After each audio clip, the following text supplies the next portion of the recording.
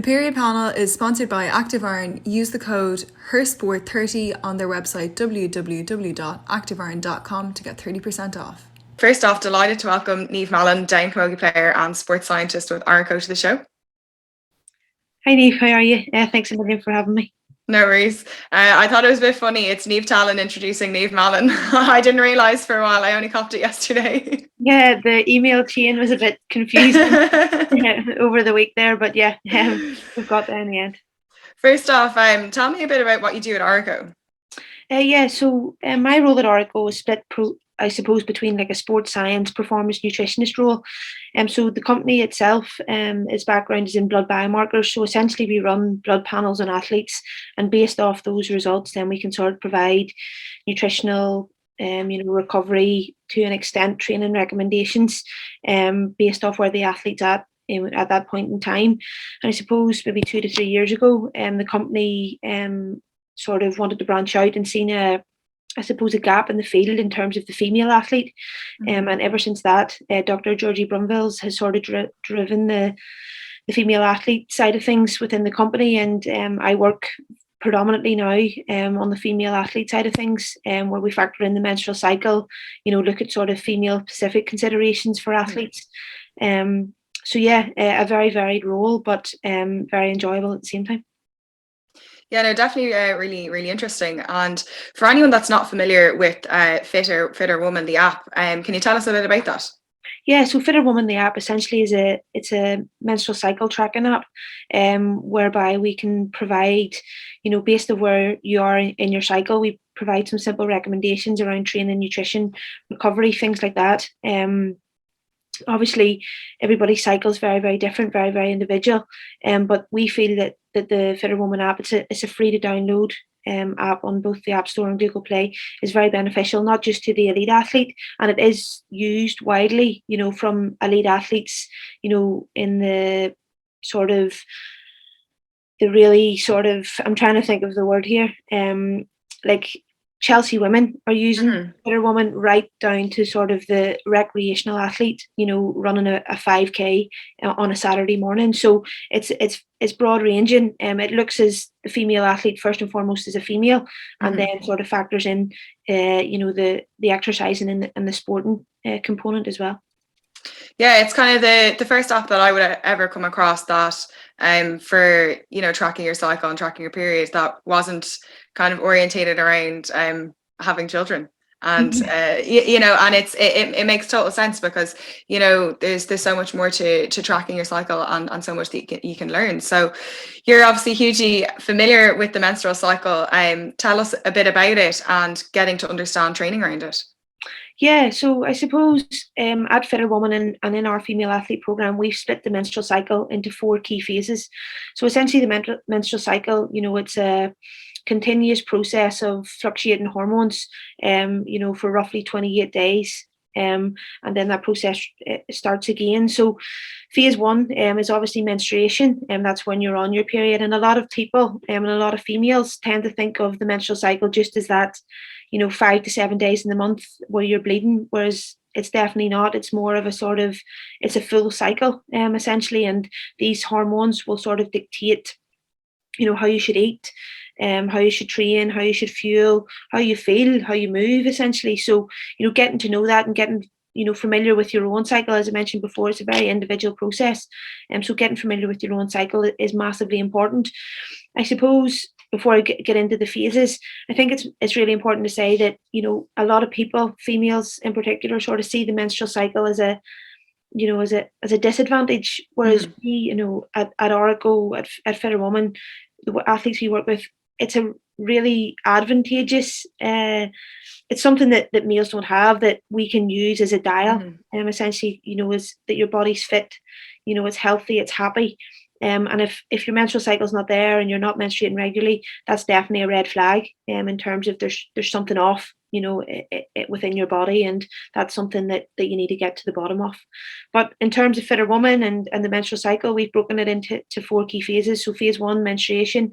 Phase 2 then is when you're coming out of menstruation. Phase 3 then is sort of when you're heading towards ovulation, and then phase 4 is that sort of premenstrual window. where female athletes and females in general tend to sort of experience a lot of symptoms at that time point. So that's just a whistle-stop tour in terms of the menstrual cycle, but and there's definitely a lot more going on, and it's not as easy and as clear-cut as that, but that's sort of the basics of where we would start anyway. So in terms of kind of information that's out there, like only in the past couple of years, we've been starting to learn a bit more. What are some of the top tips that you would have in terms of maybe alleviating some of the symptoms, kind of simple management for people that maybe don't have access to, top end support like your just everyday person? Yeah, so obviously my role, within Orreco is nutrition related, and I work, closely with a lot of athletes in terms of how to manage their symptoms from a nutritional perspective. Obviously, I think it's important to say, and everything we do at Orreco is underpinned, by the latest research, and the research out there it's still lacking. It's still very limited, and it is getting there. So, these recommendations that we make, they have been developed from the research, but obviously, there's a lot of catching up to do. But in terms of simple top tips, from a nutrition perspective, in phase 4, we would definitely look to anti-inflammatory and sort of antioxidant based foods. So, factoring those in across the day. So things like, some berries on your porridge, a really large portion of fruit and veg at your lunch, maybe some oily fish, things like that, to sort of try and bolster your antioxidant, your anti-inflammatory intake, and regular fueling as well is really important at that time point. Regular fueling with the correct types of foods, whether that's a nice complex carbohydrate alongside a nice protein source. But yeah, so regular fueling with plenty of antioxidant and anti-inflammatory based foods at that time is really important. Mm-hmm. And what about the likes of hydration and sleep as well? Like, how important is that during your cycle? Yeah, sleep's massively important, and sleep can be offset at different time points within the cycle, due to these hormonal fluctuations. Mm-hmm. So, getting yourself into a regular sleep routine, there's a number of sleep hygiene, strategies out there that we use with our athletes. And then obviously there's a nutritional aspect as well. Something as simple as a yogurt pot, maybe within the 2 hours before you go to bed, we found to be really beneficial with our athletes in terms of improving their sleep, both latency and quality. And as well, that'll enhance your overnight recovery, when you are sleeping, to turn over training sessions and whatever for the following day. But staying on top of your sleep, it's massively important throughout the cycle. But phase 4 in particular, your sleep can be sort of offset, so it's staying on top of it at that time is massively important. And you mentioned there about if you aren't menstruating regularly, that this is a red flag. So talk to us a bit about that, and about kind of using your period as an indicator for how you are in terms of health. Yeah, absolutely. So if you're not menstruating regularly, that's referred to as your amenorrheic. So essentially, you don't have a menstrual period. So your hormones are more or less, flatlined, as such, and they're not fluctuating the way they should. So therefore, there's a number of different systems in the body that will be affected by that. So that could be down to a number of factors, and it's very multifactorial. It's not just, it's very difficult to pinpoint one thing as to what is leading to the lack of menstrual period. So it could be anything from, under fueling. So you're not sort of eating enough food at the correct times across the day, which obviously results in under fueling. Then you've obviously got sort of the psychological element as well. So stress. It can also sort of play into the amenorrheic side of things. And then as well, you've got overtraining. So that's particularly where athletes, sort of struggle. You'd hear a lot of endurance athletes, struggle with amenorrhea. And that's probably an imbalance between the fuel that they're taking in and the training load that they're putting out. And the result of that, can be the loss of the menstrual period. So as I said, staying on top of that, and really keeping a close eye in terms of you are regularly menstruating, whether you use the FitrWoman app or whatever sort of resource you use, to say that you are menstruating regularly. But as we said, it's a massive indicator and a really important dial for any female, regardless if you're an athlete or not, to stay on top of that and be sure that, you are menstruating regularly. Yeah, absolutely. Because, we hear of people that, maybe have lost their period for some time, and then it can lead to bigger problems, in terms of injury and that. Yeah, and that's very, very true. So endurance athletes in particular, but team sport athletes we work with as well, maybe do, lose their menstrual period, and that can, have a knock-on impact in terms of injuries, which then obviously feeds into the stress side of things, and then it becomes a vicious circle. So, trying to get to the bottom of the reason behind losing your menstrual period, whether it is under fuel and overtraining, the psychological element, it is massively important, and something that you should speak to, a registered practitioner, a medical, a doctor, whoever it may be, just to seek advice there for sure. Absolutely. In terms of the app itself, I'm familiar with it, but for people that aren't, like all the information that we're talking about here in terms of, some of the, nutritional information and advice during the phases, and also the types of training and everything that could be beneficial. Tell us a bit about that, because you kind of walked through each phase of your period of your menstrual cycle as it's happening. Yeah, absolutely. And it's sort of, we went for the idea of trying to break down the research and, the evidence base into really simple, manageable chunks. And I hope that the users, are able to sort of digest that and put that into their training practices and just everyday life, essentially. So, yeah, from a sort of a training perspective, first and foremost, what we would say is that we would never recommend, we never sort of say, today you are in phase 2, don't train today.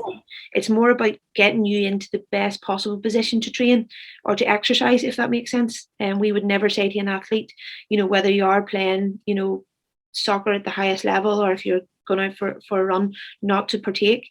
It's more about, the management and getting you into the best possible, shape. So, just for an example, like, I'll give you a few examples of time points in the cycle and how they map to the phases and what we would sort of suggest. So, for example, in phase 2, this is where sort of estrogen's rising to a peak. So, at this point in time, they say that joint laxity is said to increase, which means that you're more susceptible to injury. We're not saying that you will pick up an injury, but the likelihood is you're more susceptible to it. So we just try and offer some advice to try and sort of mitigate that risk as much as possible. So from a training perspective, we would sort of suggest you want to try and warm up as proactively as you can, get a lot of posterior chain activation in there before you start exercising. And then I suppose you want to supplement that with a nutritional, aspect.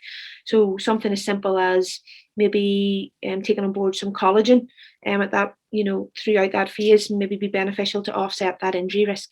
So that's just one example. A second example then would be phase 3. So this is when progesterone, so the two main, sorry, I should have said this at the beginning, but the two main hormones that fluctuate throughout the menstrual cycle are estrogen and progesterone. So in phase 3, this is sort of, we refer to this as the high hormone phase, and there's a lot going on in the body at this stage, but progesterone begins to rise at that point in time. And progesterone is a catabolic hormone, which sort of means that will increase your muscle breakdown. So therefore, if you're undertaking training sessions at that stage, your recovery, is massively important because your muscle will break down a lot quicker. Therefore, we suggested an increased focus on recovery throughout phase 3. And that, from a nutritional perspective, would be something as simple as, getting your protein on board, within that 30 to 60 minute window post-session. And even, if possible, trying to take a protein source on board pre-session alongside your carbohydrate to try and offset that effect of progesterone on the catabolic effect on the muscle.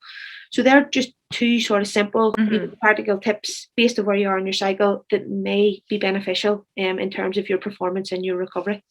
Yeah, absolutely. And something that, we've come across from obviously the work that we're doing is about that increased risk of injury. But we've met a lot of people that don't know about that. And, we'd know that in some of the kind of pitch sports that, it's quite important, for people to just be aware of and kind of, as you said, prepare for it and just kind of consider what you're doing.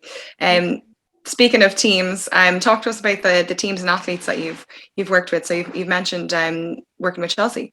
Yeah, so we've worked across a wide range of athletes, and as you say there, it's about getting it out there. And I think for within the past 3 to 4 years, a lot of sort of practitioners, and particularly in the elite space, are really starting to sit up and take notice of the menstrual cycle. Before, females were just trained and treated as male athletes. The research wasn't there to back it up, and now, thankfully, the research is beginning to catch up, and as a result of that, practitioners are beginning to take notice. So over the past, particularly, I suppose, since maybe 2019 into 2020, I suppose one of the first sort of teams that we worked with was the US national team, and we worked with them in the 2019 World Cup. And off the back of that, more and more teams, particularly in the soccer space, have got in touch. So the US national team, we've worked with them. Chelsea women, we work very much hands-on with them on a regular basis. Both, from a menstrual cycle perspective, nutritional input as well. We also have a big partnership with US Women. We worked with a lot of their athletes in Tokyo. We work with, I'm just trying to think off the top of my head, there's that many, the Oregon Track Club based in the States, who have a number of sort of Olympic elite athletes at Olympic level.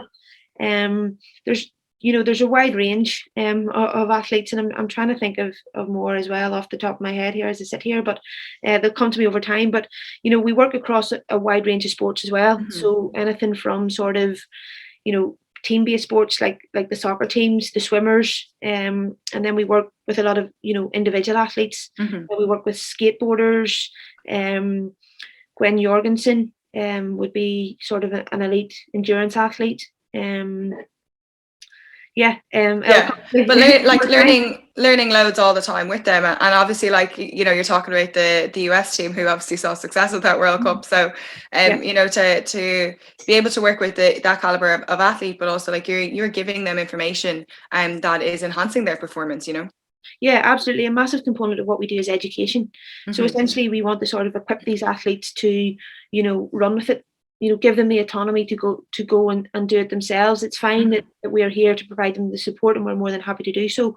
But I think it's important that we equip the athletes to sort of know what's going on within their body. There's going to be periods of the season when they're not training with their team, they're not in camp, and they don't have access to us as practitioners day and daily. So equipping the athletes with the education and the tools to manage their symptoms, to manage their performance themselves, that's a massive part of what we do.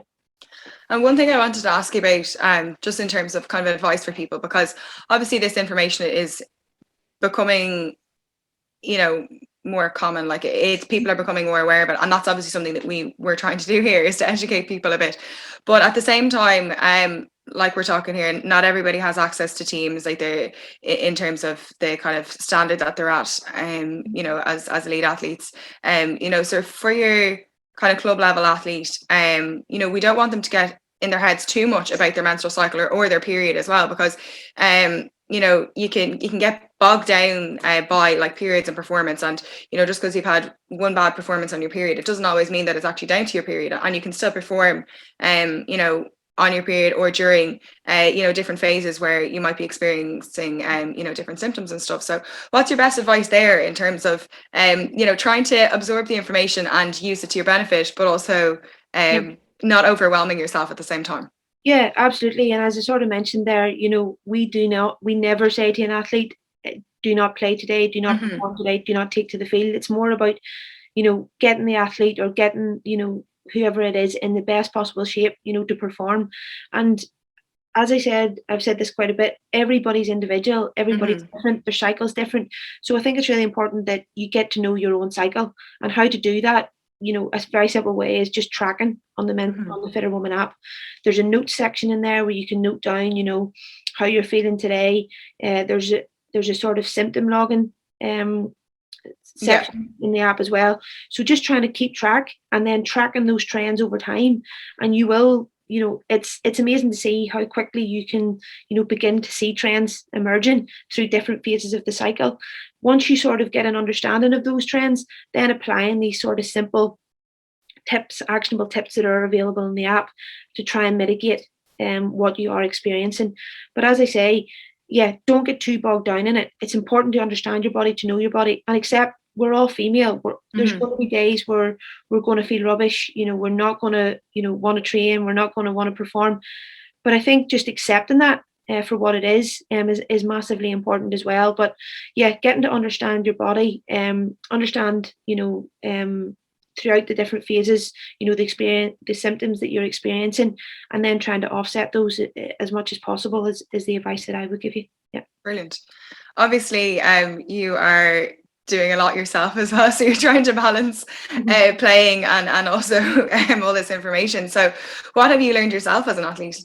Yeah, absolutely. I suppose I'll not tell you any lies. Before I came on board with Orreco, I was ignorant to the menstrual cycle and performance. It was not something I ever considered. It was not something, any of the coaches, strength conditioning, nutritionists, whatever I've worked with in the past would have ever brought to the table. I suppose in the GAA it is an amateur game, but it's very much treated as a professional setup, and it never was sort of open, to chat about this. Obviously, working in this space, it's definitely something I apply to my own as much as possible game from a nutrition perspective in particular. And I suppose over time, that's definitely something that I would want to try and do, is to try and get the education out there to my teammates. It's fine working with the elite athletes, but trying to get that education out there to my teammates. And if I can improve the girl I'm playing beside by 1%, that adds to the team environment. But yeah, from an individual perspective, I would definitely apply, particularly from a nutritional perspective, the different sort of ideas and strategies that we would use, with our elite athletes, for sure. I'm sure you have loads of your team coming to you looking for advice, and if you can get that 1% edge on your competitors, it's obviously going to be a big help. And I know you're moving up to compete in senior this year, so how excited are you to take on the new challenge? Yeah, massively. I suppose last year, it was a massive learning curve for us. It was our first year up in senior. It's the first time I'd ever played senior championship. So this year, I suppose it's massively important that we push on. We were able to sustain our status last year, and probably, if a few things had went our way, we could have found ourselves, in a different position. But we're happy to secure status for 2022, and we're looking forward to pushing on, and trying to get into the knockout stages of the championship is definitely something that we'll look towards for the year coming in. But yeah, a massive challenge and something we're really looking forward to. Brilliant. Thanks so much for giving us your time, and look, you've shared loads of valuable information there, so hopefully we've educated a few more people today, and best of luck with the season ahead. Thanks a million, Niamh. Cheers.